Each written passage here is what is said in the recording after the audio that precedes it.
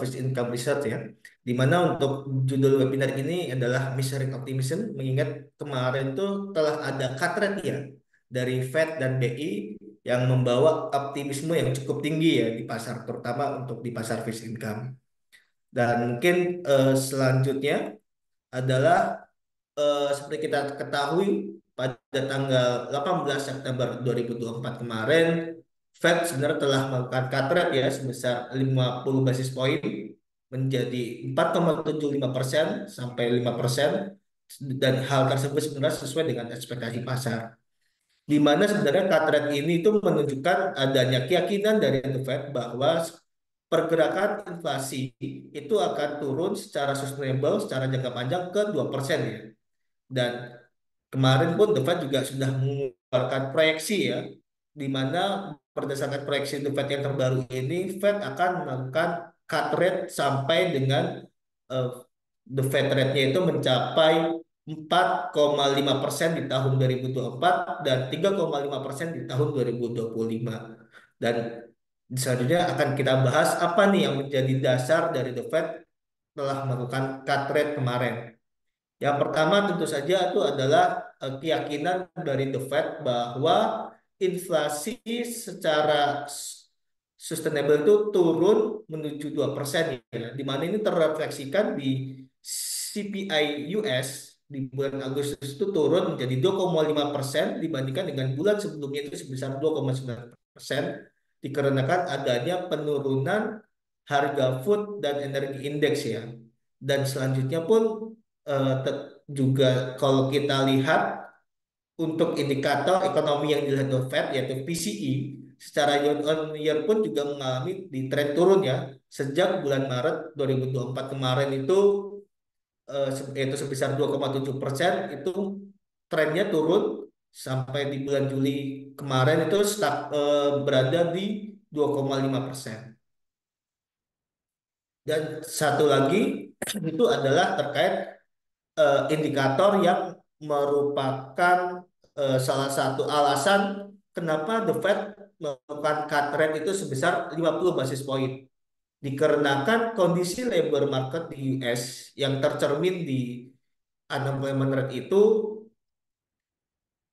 walaupun angka unemployment rate-nya itu sebesar 4,2%, yaitu mengalami penurunan dibandingkan bulan sebelumnya ya, yaitu 4,3%, akan tetapi angka unemployment rate di bulan Agustus tersebut itu sebenarnya masih men-trigger indikator untuk same roll ya, di mana kalau kita tahu same roll itu adalah rata-rata dari 3 bulan terakhir untuk unemployment rate, yaitu sebesar 4,15%, itu masih lebih tinggi daripada nilai unemployment rate minimum selama 12 bulan ditambah 0,5%, yaitu sebesar 4%. Yang mana itu kalau misalnya hal tersebut terjadi, itu menunjukkan kondisi labor market di US itu sedang tidak baik. Yang mana secara historis itu merupakan salah satu pertanda perekonomian itu memburuk. Sehingga The Fed bertindak untuk melakukan cut rate sebesar 50 basis point. Nah, selanjutnya, dan kita tahu kemarin pada saat FOMC, The Fed pun sudah mengeluarkan proyeksi yang terbaru untuk, dan di mana terdapat perubahan di tahun 2024 dibandingkan dengan proyeksi di bulan Juni sebelumnya ya.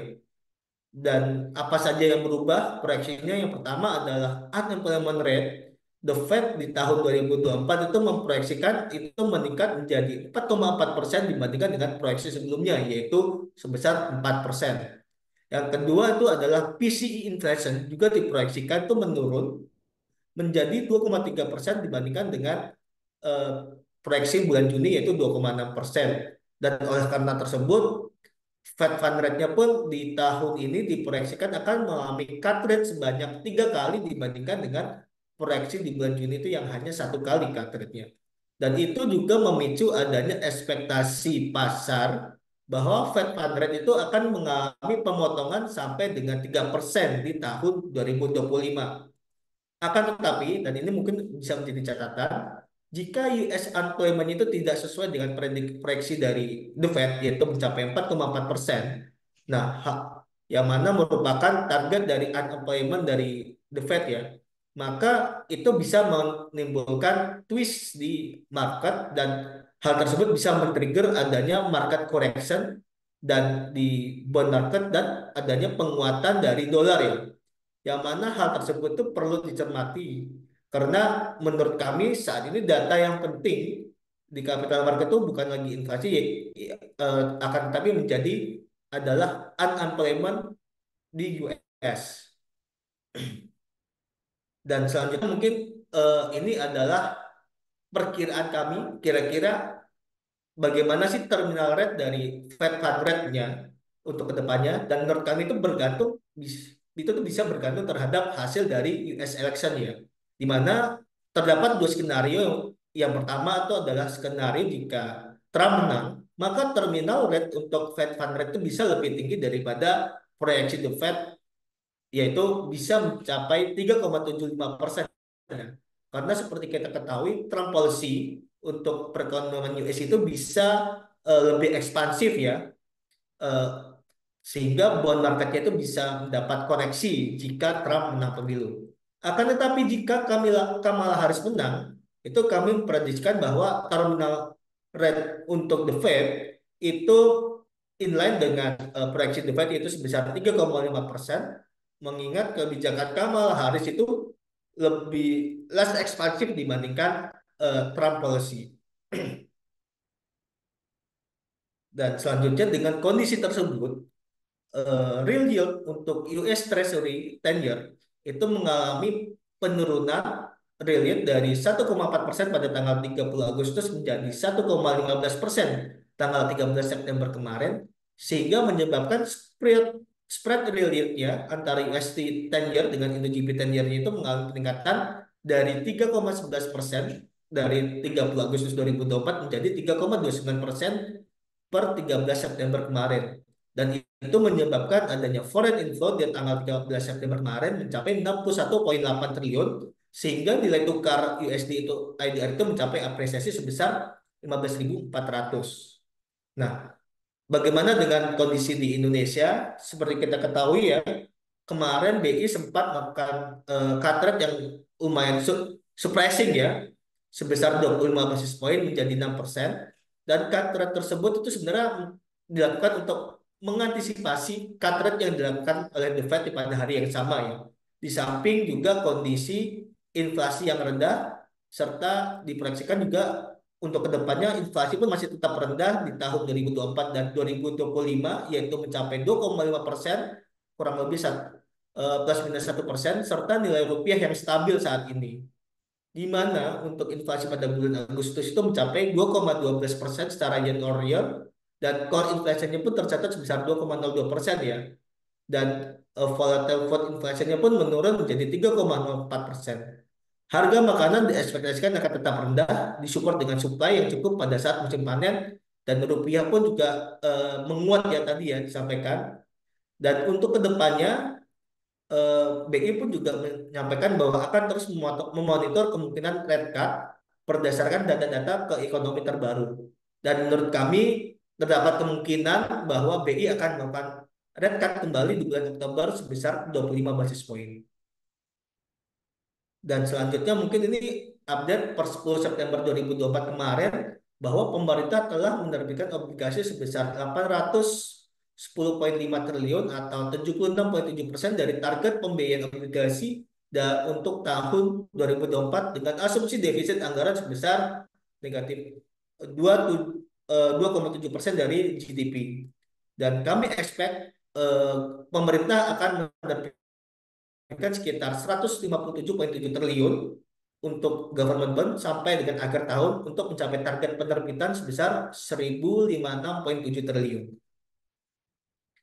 Dan ini kemarin pun juga pemerintah sudah mengeluarkan RAPBN tahun 2025 ya, di mana menargetkan pendapatan sebesar 2.956,9 triliun, di mana itu meningkat sebesar 6,94% dari tahun lalu yang ditopang oleh pendapatan pajak sebesar 2.450,9 triliun, meningkat sebesar 12,28% jika dibandingkan tahun sebelumnya.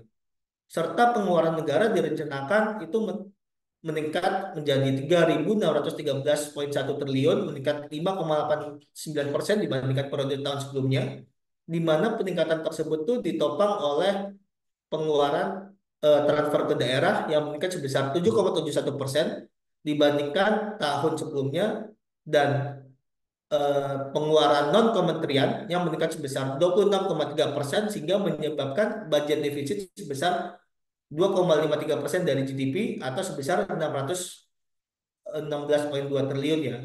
Di mana untuk pengeluaran non kementerian tersebut itu terdapat anggaran untuk, seperti kita ketahui, program makanan bergizi sebesar 711 triliun yang kami estimasikan itu bisa membuka lapangan pekerjaan sekitar 820.000 pekerjaan dan berkontribusi sebesar 0,1% dari peningkatan dari ekonomi growth di Indonesia.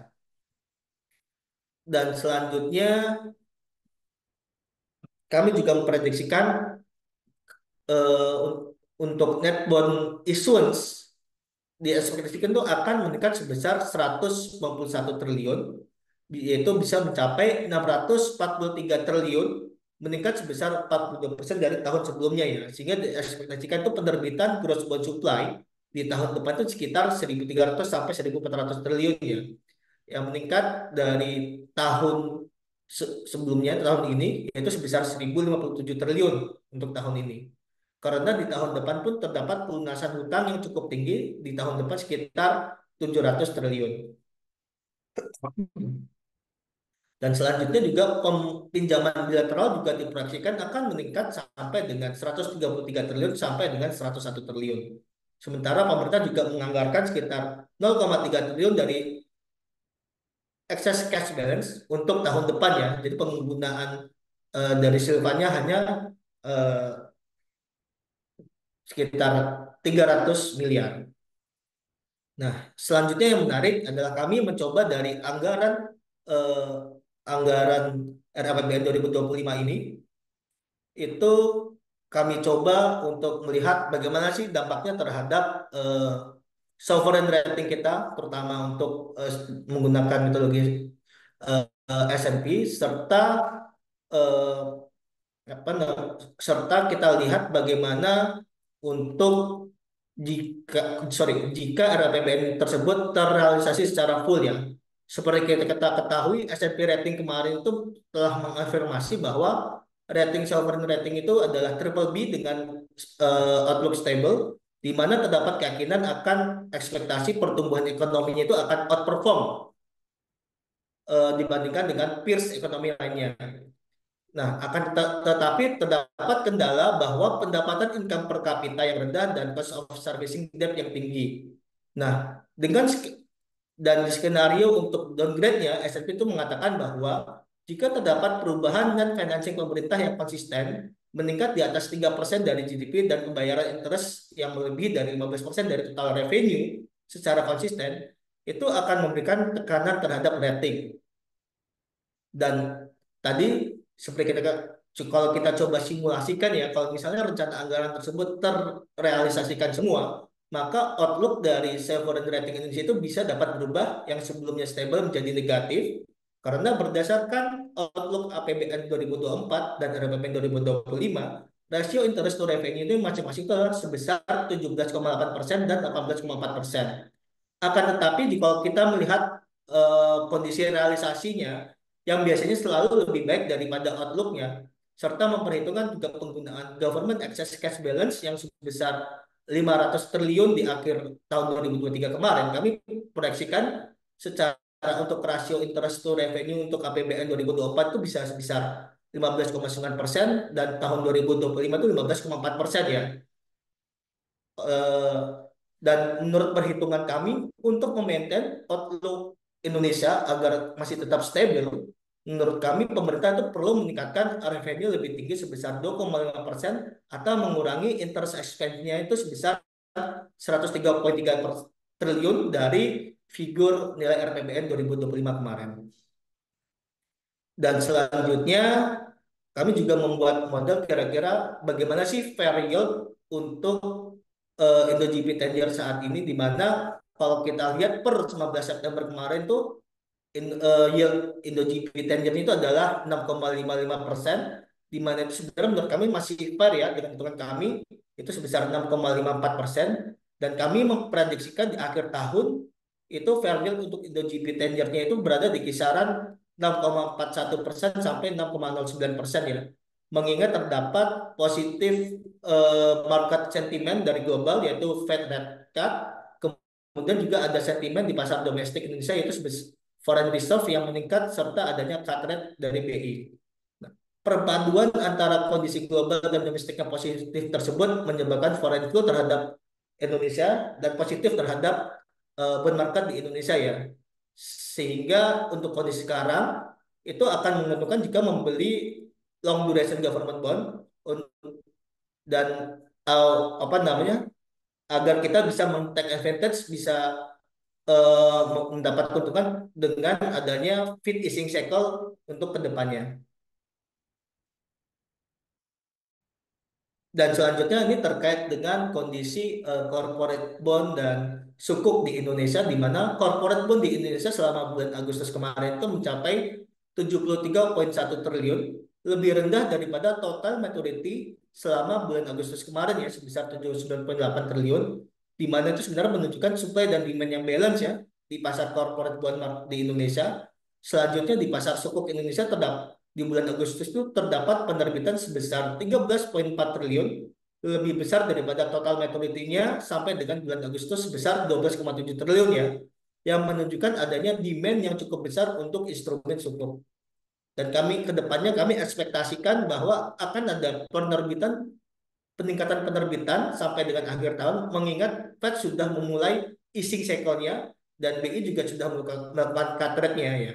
Walaupun tren kredit growth di bulan Agustus itu yaitu sebesar 11,4%, itu cukup tinggi juga ya. Itu sebagai substitusi dari penerbitan bond dan sukuk.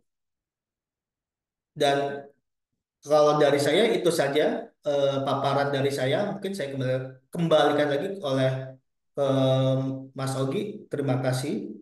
Baik, terima kasih Pak Aryo untuk paparannya ini tadi menarik banget untuk menyimak bagaimana dinamika fixed income di Indonesia Pak Aryo ya. Jadi ada banyak sentimen-sentimen positif yang mungkin bisa memberikan dampak juga untuk market kita. Pak Yosua mungkin sudah ready untuk paparannya. Kita akan beralih ke pemateri selanjutnya. Oke, ya Oke, boleh Pak Ogi. Terima kasih juga Pak Aryo. Saya izin share screen ya semua.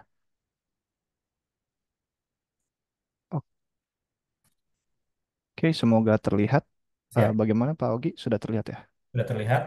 Saya persilakan Pak Yosua. Selamat. Oke, ya terima kasih semua. Salam kenal juga bagi yang baru ketemu. Nama saya Yosua Zizoki. Saya senior analis di Sinarmas Sekuritas. Coveran saya ada telco, ada semen, poultry, lalu ada cigarettes dan beberapa yang lain.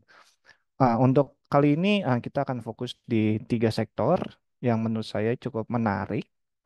Dan kenapa menarik? Ya salah satunya tadi yang sudah dibahas oleh Pak Aryo, di mana memang sekarang ada kemungkinan besar bahwa kita masuk ke em, rezim suku bunga murah. Nah, suku bunga murah, cost of fund murah itu akan berdampak pada beberapa industri yang akan saya bawakan di sini.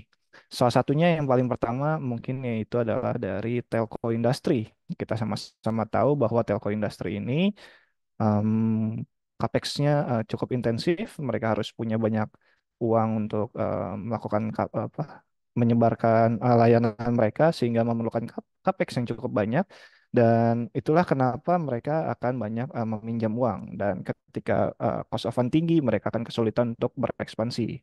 Dan sekarang dengan kecenderungan ke depannya mungkin akan ada kembali cut rate di beberapa pertemuan nanti antara BI ataupun The Fed ke depannya, dan itu akan membuat tentu saja cost of fund mereka akan lebih rendah sehingga satu secara bottom line mereka akan lebih bagus, yang kedua adalah untuk berekspansi mereka akan jauh lebih mudah, dan itulah kenapa hari ini telco sektor kita bilang cukup sehat kompetisinya.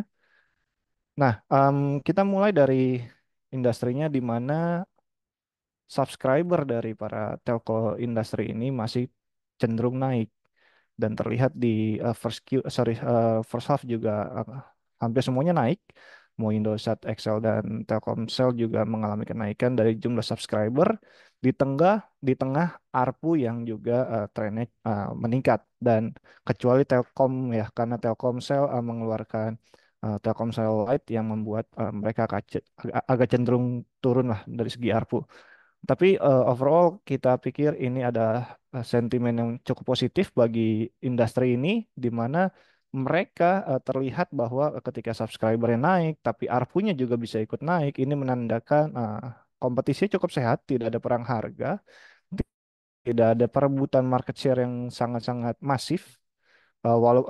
Walaupun ada, tapi lebih ke arah yang sehat, di mana mereka tidak perang harga untuk turun dan membuat subscriber dari satu MNO pindah ke MNO lainnya, tapi mereka lebih ke arah kualitas untuk dari segi jangkauan, dari segi kecepatan paket, dan itu yang mereka berkompetisi di sana saat ini. Nah, kalau kita lihat di market share, di mana di second Q ini terlihat bahwa Indosat setelah merger itu mengalami peningkatan dari revenue-nya ya, secara market share. Kalau kita bandingkan seluruh MNO yang ada, dari tadi 24% dari total, sekarang sudah mencapai 27, sehingga ini menandakan mereka ekspansinya cukup solid, cukup berhasil, dan juga pengurangan dari eh, kos-kosnya, efisiensinya itu cukup baik ya, dan itu dalam tanda kutip sedikit menggerus yang terjadi di Telkom. Cuma overall kita lihat market share-nya masih tidak banyak berubah. Telkom Group itu masih menguasai hampir 50%, sisanya ada Indosat dan juga Excel dan juga yang lainnya ya, seperti Friend dan lain-lain. Nah, secara subscriber itu juga hampir mirip, di mana tidak ada perubahan di situ, dan ini menandakan memang em, petanya memang sudah terekam seperti ini, di mana Telkomsel dan juga Indosat itu menjadi nomor satu dan nomor dua, sehingga Excel ini membutuhkan banyak usaha ya, secara organik maupun anorganik, untuk bisa bersaing, bisa berkompet dengan yang lain, karena dia sangat tertinggal dari segi subscribernya. Cuma yang pasti sekarang ini internet penetration di Indonesia ini sudah cukup, kita bisa bilang sudah mentok ya, di mana di awalnya menurut analisis dari sumber kami, dari 2014 naiknya cukup tajam sampai 2022 ya, terlebih juga ada COVID yang membuat semua orang harus, dalam tanda kutip, harus menggunakan internet baik di desa maupun di kota, tapi dalam 3 tahun terakhir ini cukup stagnan penggunaannya, dan ini menandakan memang agak ya sudah semuanya sudah, hampir semua yang eligible untuk menggunakan internet, baik mau menggunakan laptop maupun menggunakan handphone, itu semua sudah pada punya. Dan berarti gamenya seperti apa bagi para MNO ini, yaitu adalah bagaimana caranya meng, meng, menggrab eh, subscriber dari kompetitornya ya. Dan kalau kita lihat juga dari segi internet adoptionnya memang sudah cukup peak ya, di 66,5%. Dan ini ya berarti ini menandakan memang penetrasinya sudah tidak bisa lagi.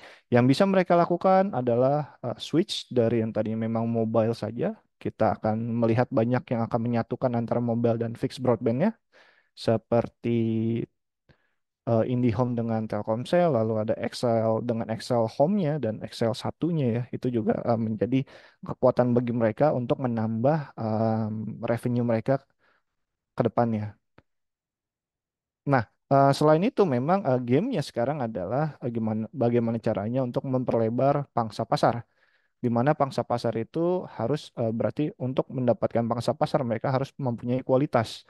Nah, kualitas dari layanan itu harus juga berbanding lurus dengan BTS yang ada. Sampai saat ini memang kita bisa melihat banyaknya adalah BTS yang 2G dan 4G. 5G masih akan sangat kecil. karena capex-nya juga besar dan penggunaannya masih sangat sedikit. Jadi kita masih akan bisa melihat ke depannya para operator itu akan lebih banyak untuk memperluas jaringannya, terutama di 5G atau 5G plus. Nah, leadernya di sini Telkomsel, tentu karena itulah dia subscriber paling besar dan juga market share dari segi revenue juga paling besar. Tapi Indosat setelah merger Indosat dengan Hutchison itu membuat mereka lebih mempunyai ruang untuk bergerak, mempunyai kapasitas untuk memperlebar sayapnya, dan itu membuat dia adalah eh, terbaik kedua secara coverage, di mana Indosat sudah mencapai di kalau kita lihat bukan hanya di Jawa tapi Sumatera dia sudah ada, dan juga Kalimantan bagian selatannya juga sudah ada, dan juga Sulawesi. Dan kedepannya harusnya Indosat akan mulai terus mengembangkan sayapnya di em, Sumatera dan juga terutama Kalimantan, di mana ibu kota baru akan ada di sana, dan itu akan menjadi ruang pertumbuhan bagi Indosat. Tapi bagaimana caranya untuk bertumbuh? Maka dia harus mengkonversi yang tadi subscribernya Telkomsel untuk menjadi subscribernya dia. Nah, yang selanjutnya adalah Excel, di mana dia masih sangat-sangat tertinggal, juga smartphone juga masih berkutat di Jawa.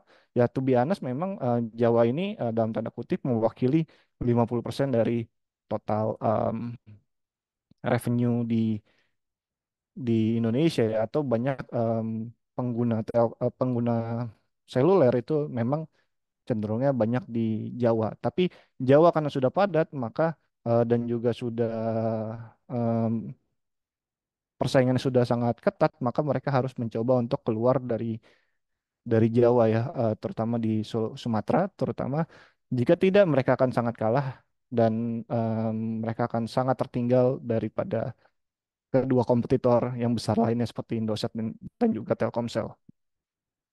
Nah, itulah kenapa menurut saya ini cukup penting ketika memang cost of fund-nya turun, sehingga mereka akan dapat lebih mudah untuk mendapatkan capex tanpa harus mengorbankan labanya. Itu akan membuat mereka terutama Excel untuk bergerak lebih mudah ya, untuk berekspansi lebih mudah.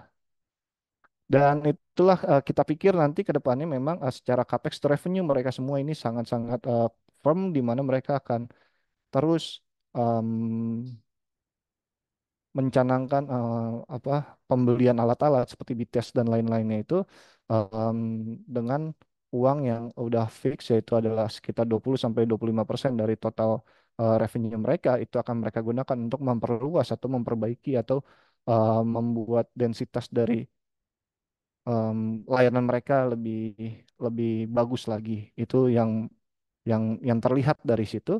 Dan memang kita lihat data yield, kalau kita bandingkan Telkomsel, Sat dan Excel itu dari tahun ke tahun cenderung turun.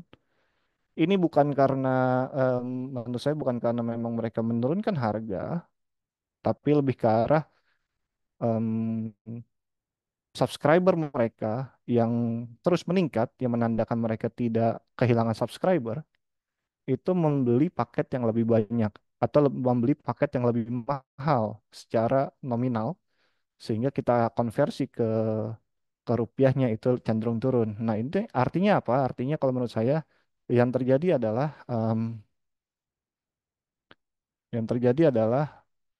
berarti subscriber mereka ini jauh lebih loyal daripada sebelum-sebelumnya.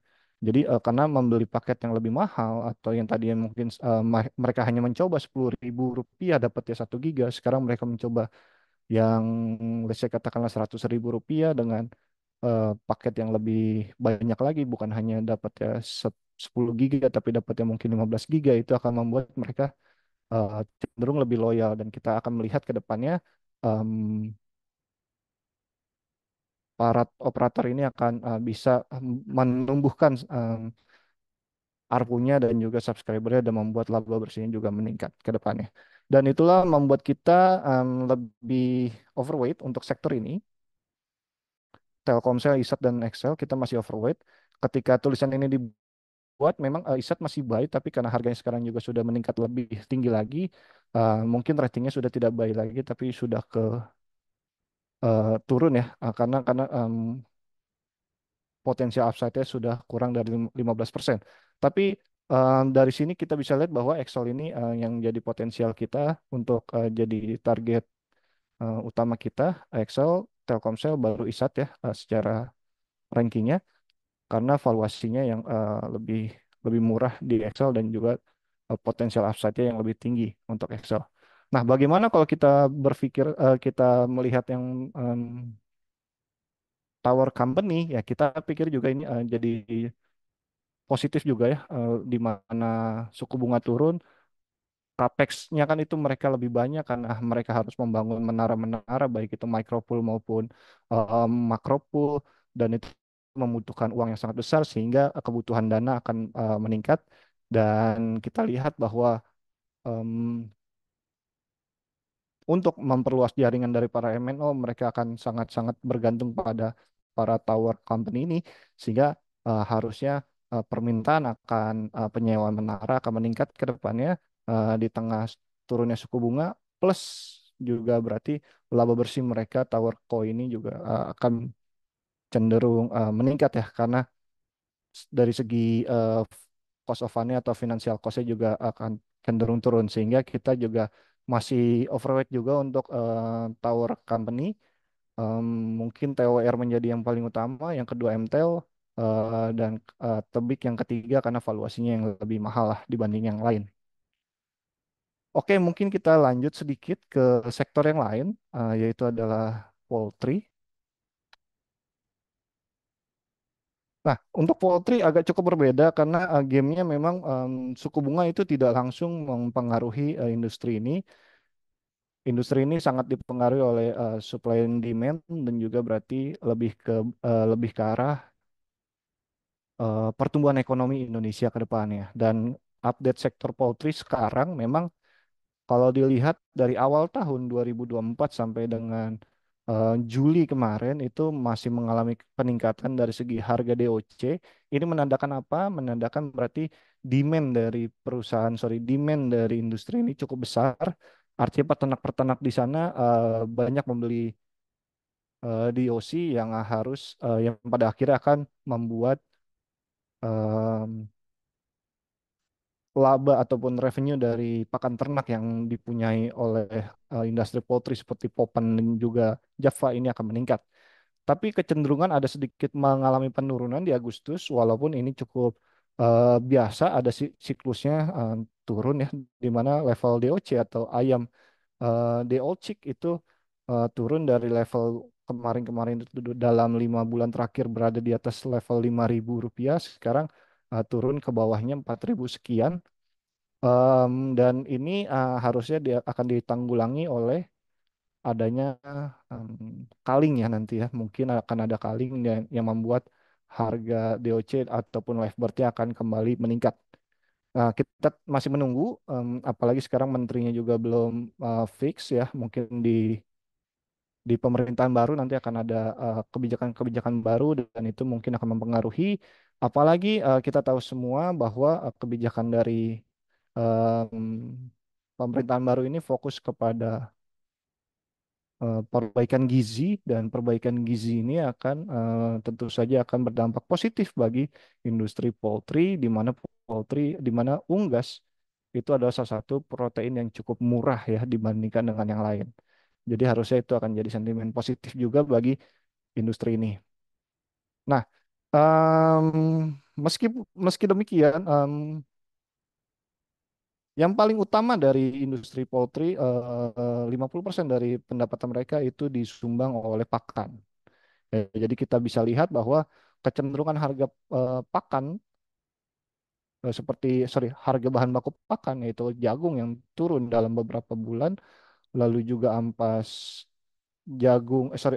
soybean dan juga ampas dari gandum juga cenderung turun. Ini membuat memang secara umum mereka punya cost itu dari bahan baku itu cenderung turun. Walaupun demikian memang biasanya ini akan dipass on kepada para pelanggan, yaitu adalah para peternak ayam yang ada di Indonesia, sehingga ketika harga jagung ataupun harga bahan baku lain naik akan eh, berarti harga pakan yang juga akan naik. Tapi dengan demikian kalau misalkan kebalikannya, ketika harga jagung dan harga bahan baku lainnya turun, itu akan membuat harga pakannya cenderung turun juga. Sehingga game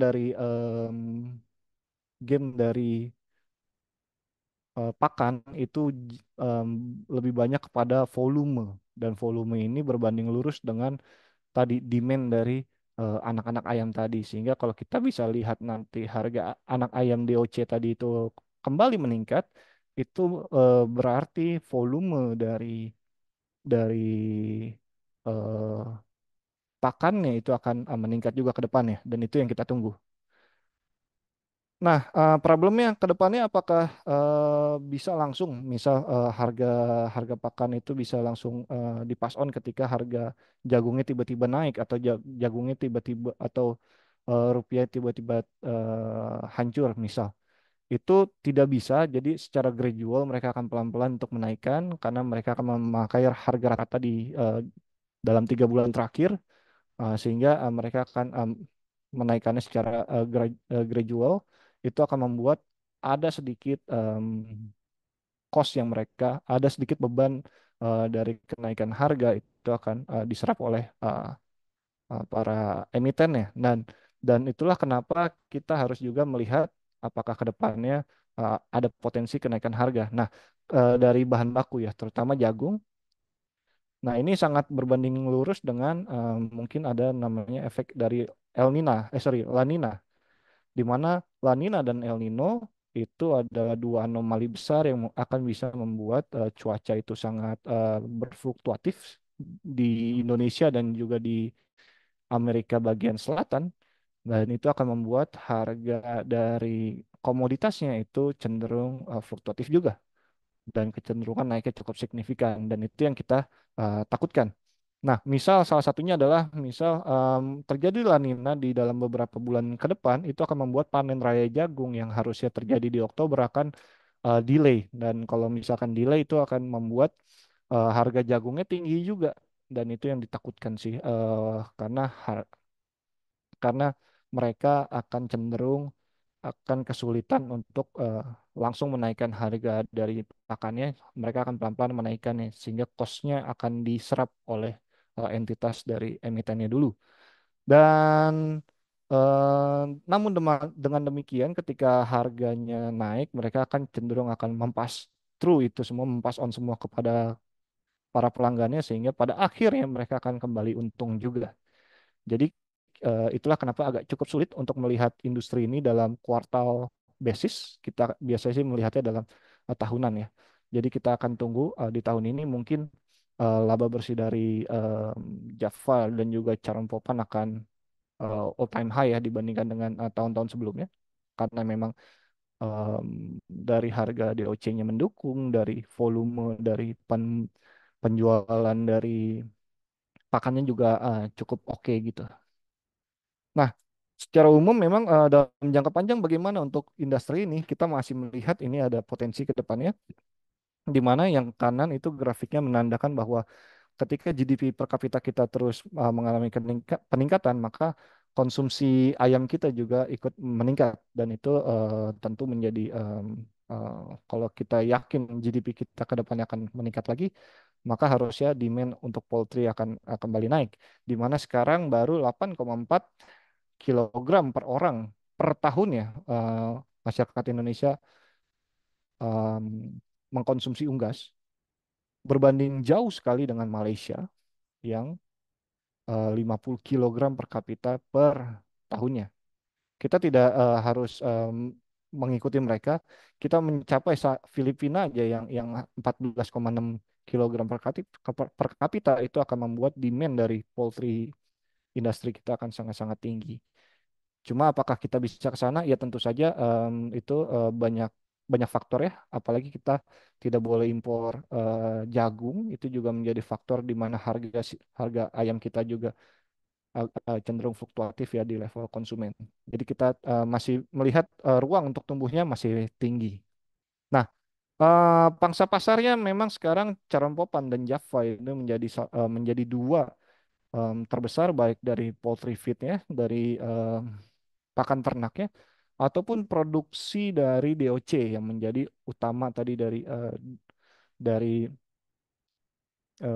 bisnis ini ya. Jadi feed dan juga DOC. Dan kita masih sangat-sangat suka dengan Java dibandingkan Charoen karena dengan dia menjadi terbesar kedua, ruang tumbuhnya cukup besar, tapi tidak terlalu terpengaruh jika ada fluktuasi dari harga ataupun dari em, ketersediaan bahan baku karena dia masih bisa menyerap apa yang ada di pasar. Eh, Tidak seperti calon popan yang misalkan harga ataupun eh, ketersediaan jagung di Indonesia habis, mereka akan sangat kena duluan daripada Java. Jadi kita masih suka untuk Java ya di sini. Dan secara valuasi juga lumayan oke, di mana di bawah rata-rata 5 tahun terakhir. Jadi kita masih buy untuk Java. Dan yang terakhir, em, mungkin ini agak sedikit beda. Topik kita memang ada dua tadi di telco sektor dan juga di satu lagi adalah poultry sektor. Tapi untuk satu lagi yaitu adalah semen. Kita masih melihat walaupun eh, suku bunga kita turun, masih ada challenge yang cukup besar untuk industri ini ya, di mana em, kondisinya masih harus banyak stimulus ya untuk membuat industri ini cukup baik seperti sebelum 2014 lah ya, sebelum 2014 kemarin. Nah, evolusi dari semen ini saya kutip dari sumber ASI, di mana garis merah ini yang di atas ini adalah utilization rate-nya, di mana sebelum 2014-2015 itu utilization rate kita penggunaan penggunaan semen berbanding dengan demand-nya itu sangat tinggi ya di atas 80%. Itulah kenapa waktu itu di tahun-tahun sebelum 2013 Pak SBY membuka banyak izin untuk membuat membuat pabrik-pabrik semen baru, tapi ternyata demand-nya tidak naik cukup signifikan. Dan kelihatan di garis biru ini adalah dari segi supply-nya yang meningkatnya cukup tinggi, tapi secara demand yang hijau ini malah meningkat sih, tapi tidak terlalu signifikan. Itu membuat utilization rate kita dari segi industri itu mengalami drop yang cukup signifikan dari 80-an menjadi 60-an. Bahkan ketika COVID ini lebih parah lagi, kita melihat bahwa sekarang-sekarang ini utilisasi dari supply dan demand dari semen ini masih rendah ya, 50 di bawah 55 ataupun di bawah 60 lah, kita bisa save untuk bilang itu ya, di bawah 60%. Itu berarti apa yang akan terjadi di sini, perang yang cukup masif, perang harga terutama, apalagi dari produsen-produsen baru yang ingin mendapatkan pangsa pasar. Dan itulah membuat Indosemen dan juga Semen Indonesia yang menjadi coveran kami juga mau tidak mau harus berbenah ya.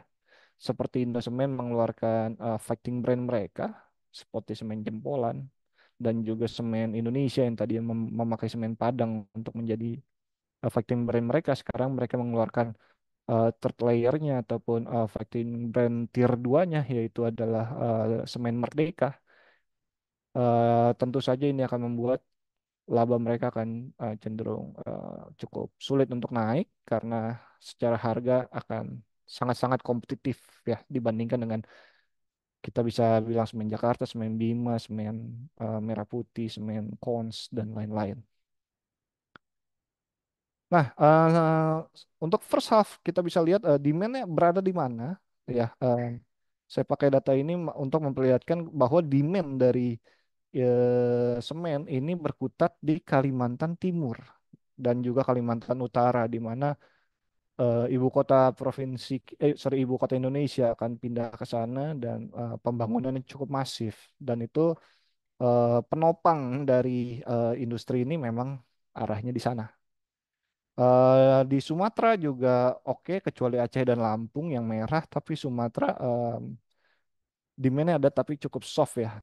Di yang lain agak-agak cukup kecil. Dan untuk dicatat di mana di Central Java memang kenaikannya masif. Ini bukan karena demand-nya tinggi, tapi lebih ke arah ada satu industri, sorry, satu satu entitas perusahaan semen yang tadinya tidak tergabung dalam asosiasi semen itu jadi volume penjualannya tidak terhitung. Sekarang sudah diakuisisi oleh Indosemen, yaitu ada semen Grobogan dan itulah membuat seakan-akan Central Java mengalami kenaikan yang masif. Padahal mungkin mungkin saja stabil ya atau cenderung sedikit turun lah. Oh, sorry. Nah, kalau untuk yang di Agustus ini, kita bisa lihat bahwa secara detail, kalau di sini tidak terlihat Sumateranya dibagi beberapa provinsi tidak terlihat, cuma memang kita akan fokus di Kalimantan, di mana year to date versus year to date tahun lalu ya, 8 month versus 8 month 2023, itu naik hampir 20%. Dan ini menandakan memang demand di sana cukup tinggi berbanding terbalik dengan apa yang terjadi di yang lain-lain. Jakarta mungkin naik sedikit, tapi Banten dan Jawa Barat itu juga flat. Central Java tadi saya sudah bilang bahwa ini ada efek dari semen gerobokan yang baru diakuisisi sehingga baru terlihat laporan dari penjualan semen ya. Tapi overall berarti kita melihat industri ini terlihat naik 2,3%, tapi kalau kita kurangkan apa yang terjadi di Central Java, ini akan akan memperlihatkan bahwa industri ini masih turun 2,3%. Jadi tadinya plus 2,3% menjadi turun ya, negatif 2,3%. Dan berarti kenaikan di Kalimantan menopang di Kalimantan, terutama IKN berarti tidak bisa mendongkrak langsung eh, semen di pangsa pasar atau kondisi semen di Indonesia. Jadi kita pikir ini agak agak kesulitan ya bagi para produsen untuk mengalami kenaikan ke depannya. Nah, kita lihat memang kalau bisa dilihat yang bagian kanan di mana ini ada perbandingan antara back and bulk ya, yaitu adalah back itu berarti semen itu dijual dengan kantong atau persak ya, dan kalau bulk itu berarti yang curah. Dan yang curah dari tahun 2023 yang 27% itu komposisinya sekarang sudah 30%, berarti naik 3%. Dan berarti ini demand-nya terlihat bahwa ada shifting dari back jadi bulk. Dan secara natural siapa sih yang menggunakan bulk, yaitu adalah infrastruktur. Biasanya penggunaan infrastruktur apa pembangunan infrastruktur memakai semen yang em, bulk ya dibandingkan bagged semen. Nah, bagged semen itu lebih banyak ke properti. Nah, masalahnya cenderung timbul di sini berarti memperlihatkan bahwa industri ini kekurangan stimulus dari properti. Jadi hopefully nanti misalkan suku bunganya turun dan terus turun ke depannya, itu seharusnya membuat eh, demand dari properti sektor harusnya meningkat. Tapi efeknya akan cukup lama ya. Jadi kita akan harus menunggu dulu, dan jika sebelum itu terjadi maka kita masih melihat bahwa industri ini akan kesulitan untuk bisa bertumbuh ya ke depannya. Dan ini monthly salesnya juga ya secara siklikal ada cenderungan bagus lah sedikit di atas. Baik itu SMGR dan baik itu SMGR dan INTP. Tapi kalau dilihat sendiri SMGR ini masih jauh dari peaknya ya. Di September Oktober kemungkinan besar dia akan turun sekitar 4%-an lah di tahun ini. Indosemen harusnya naik karena ada gerobogan yang baru masuk. Tapi overall secara industri mereka masih kesulitan untuk bisa meningkatkan daya saing mereka, pangsa pasar mereka, lalu juga laba laba mereka. Nah, apalagi budget infrastruktur juga diturunkan ya dari 4.000, sorry, dari 422 menjadi 400 400. Yang 422 aja mereka masih kesulitan apalagi turun ya. Jadi kita masih menunggu terutama sektor properti yang mungkin bisa membantu sektor ini, sektor semen ini untuk naik. Jadi untuk sekarang sektor secara sektor kita netral, tapi rating kita untuk Indosemen adalah netral. Semen Indonesia mungkin reduce ya karena potensial upside-nya cenderung tidak ada lagi untuk sektor ini. Oke, mungkin seperti itu yang bisa saya sampaikan, Mas Ogi. Saya kembalikan ke Mas Ogi, silakan.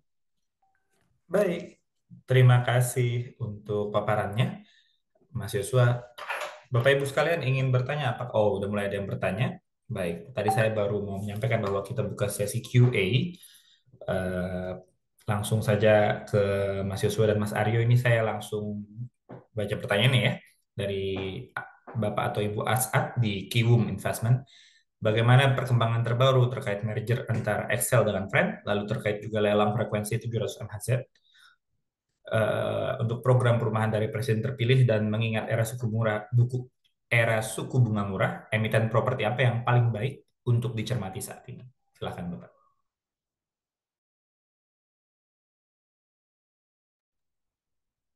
Oke, mungkin saya bisa bantu jawab ya. Mungkin nanti uh, Pak Aryo bisa tambahkan. Untuk pertama adalah tentang gamenya adalah memang ini wajib ya menurut kami ini wajib dan juga mereka sudah berdiskusi tentang ini dan sudah di-announce mereka kedepannya akan melakukan merger. Tapi apakah dalam waktu dekat ya harusnya kita tunggu. Tapi asumsi saya masih ada beberapa PR dari keduanya untuk dicermati.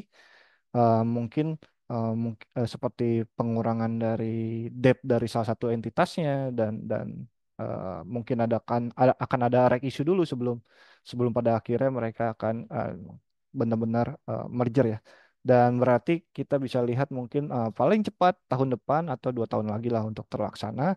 Tapi intinya ini wajib ya kalau mau untuk bersaing dengan Telkomsel dan juga Indosat.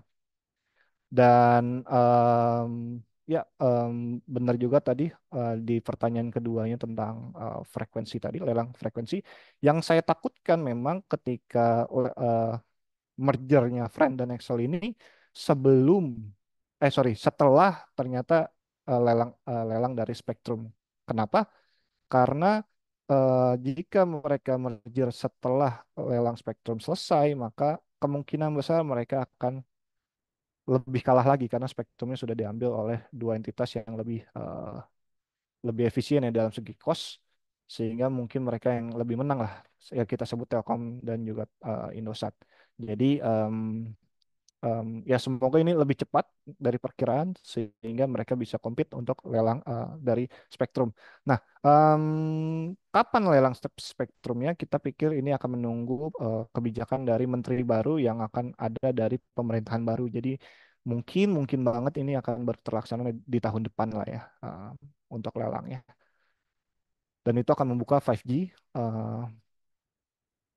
yang seharusnya 5G ini sudah bukan milik milik satu atau dua entitas saja, tapi nanti akan sharing spektrum ya. Semoga itu akan terjadi sih. Dan ketika ada sharing spektrum, harusnya uh, industri ini akan lebih lebih lebih efisien lah dan ataupun lebih secara costnya tidak terlalu banyak lah yang itunya. Oke, untuk pertanyaan kedua tadi, Pertanyaan kedua untuk program perumahan dari presiden terpilih dan mengingat era suku bunga murah, emiten oh properti ya. Oke, itu yang kita tunggu sebenarnya apakah kedepannya akan demand akan tinggi dari industri properti. Mungkin nanti Pak Aryo bisa tambahkan, tapi intinya sih kalau saya melihat bahwa industri propertinya sebelum-sebelum ini kan kita bisa lihat bahwa biasanya ketika komoditas naik, orang akan banyak punya uang sehingga membeli properti. Tapi uniknya itu tidak terjadi. Kalau nggak salah ya tidak terjadi di komoditi bullish cycle kemarin ya. Jadi apakah sentimen dari suku bunga murah ini akan membuat hal itu terjadi? Hopefully seperti itu, tapi kita akan menunggu mungkin ketika turun lagi suku bunganya beberapa kali lagi karena kemarin suku bunganya juga meningkat beberapa kali kan. Jadi kita mungkin akan tunggu dulu sehingga demand-nya dari para eh, pembeli ini akan meningkat gitu. Oke, itu tadi pertanyaan pertama. Kemudian kedua ada Mas Dionisio Damara dari Bisnis Indonesia yang bertanya, apakah program Prabowo Gibran masih dalam hal ini makan siang gratis dan pembangunan rumah masih menjadi sentimen yang akan menyengat sektor semen dan putri jelang pelantikan 20 Oktober? Oke, makan siang gratis ya kita lihat nanti ke depannya apakah terlaksana secara cepat atau tidak. Menurut kami itu akan gradual ya sehingga mereka juga butuh waktu lah karena juga costnya juga cukup tinggi. Tapi intinya secara garis besar dan dalam jangka panjang em, yang dicanangkan oleh pemerintah ini adalah memang satu makan siang gratis ataupun yang kedua adalah ketahanan pangan. Nah, ketika kita bicara tentang ketahanan pangan dan juga tidak perlulah makan siang gratis tadi, tapi ketahanan pangan kita, maka industri poultry yang notabene adalah salah satu protein paling murah ya, salah satu protein paling murah yang ada di dunia, bahkan di Indonesia juga salah satu yang paling murah, harusnya menjadi fokus menjadi fokus dari pemerintah baik dari industri hulunya sampai ke hilirnya, yaitu dari segi bahan baku pangannya, yaitu seperti jagung, seperti tadi kacang kedelai dan lain-lain itu harusnya dikontrol dan diawasi dengan ketat dan dikasih stimulus oleh pemerintah sehingga langsung nanti ke poultry juga akan dikasih stimulus yang lumayan oke dari pemerintah dan pada akhirnya akan membantu ketahanan pangan kita akan bagus gitu ya. Terlepas dari program tadi apa program makan siang gratis. Apalagi jika makan siang gratis sudah benar-benar full power, kemungkinan besar isinya nanti ayam, telur, ayam, telur, ayam, telur karena itu yang paling murah dan paling sehat juga sehingga itu membantu industri unggas ataupun poultry akan bagus juga ke depannya. Gitu, Pak Augie. Oke, itu tadi eh, dua pertanyaan yang sudah diajukan pada siang hari ini. Pak Yosua, saya ingin bertanya, mungkin ada hal yang mau disampaikan sebagai penutup? Oh, oke, kalau dari saya cukup, tapi intinya memang kita harus selektif dari penurunan suku bunga ini. Mungkin menurut saya belum semua sektor itu akan berdampak positif, apalagi baru pertama nih, early stage dari rezim suku bunga murah.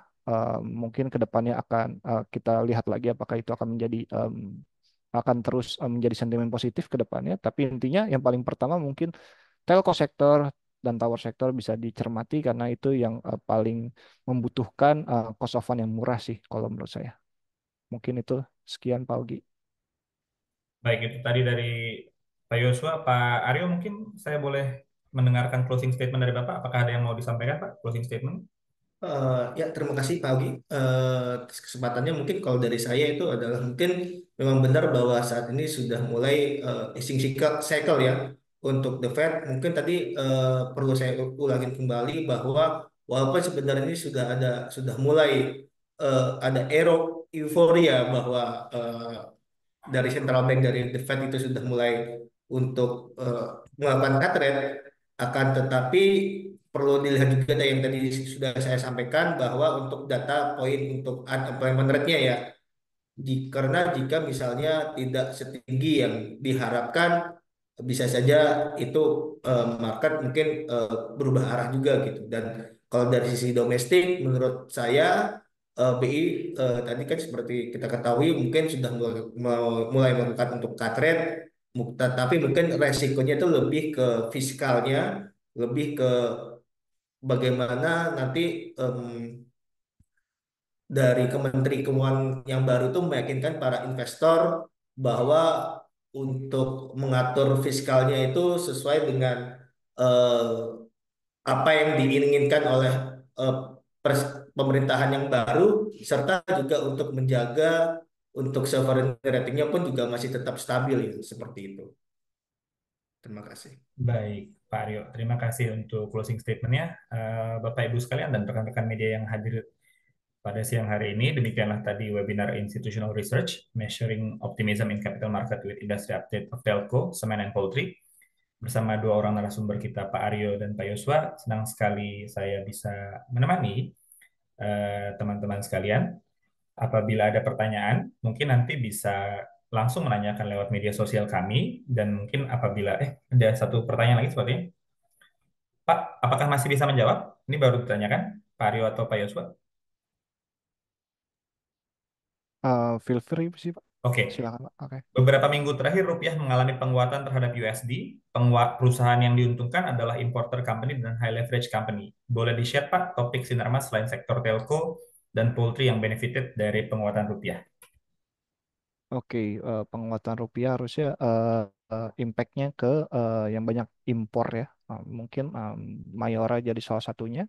Dan itu kita juga cukup happy sih kalau misalkan, sorry, kita juga cukup memperlihat apa memantau juga industri ini, salah satunya Mayora. Yang kedua mungkin yang banyak impor seperti gandum kita banyak impor dan juga manufaktur juga kita banyak impor ya. Mungkin dari Jepang, dari China, jadi itu akan jadi peluang juga. Jadi tiga industri itu cuma memang em, dampak langsungnya eh, lebih ke arah yang tadi saya sebutkan sebelumnya, telco dan juga yang lain-lain, karena itu akan ada trickle down effect, jadi akan pelan-pelan dulu dan orang juga akan wanti-wanti dulu apakah ini akan terus berlangsung, suku bunga rupiah yang stabil seperti ini, atau rupiah yang positif seperti ini, apakah ke depannya malah ada kecenderungan kebalik lagi. Jadi em, mungkin mungkin itu cukup harus diperhatikan terlebih dahulu ya sebelum memutuskan untuk investasi di mana gitu. Baik, terima kasih Pak Yosua untuk jawabannya. Bapak Ibu sekalian dan rekan-rekan media, dengan dijawabnya pertanyaan tadi, maka berakhirlah webinar kita pada siang hari ini. Saya Ogi Wicaksana juga ingin pamit karena ini mungkin adalah webinar terakhir saya menjadi pemandu. Sampai jumpa di lain kesempatan. Sehat selalu, stay touch. Cuan. Terima kasih Thank you. Bapak-Bapak. Terima kasih Bapak-Bapak, Ibu-Ibu.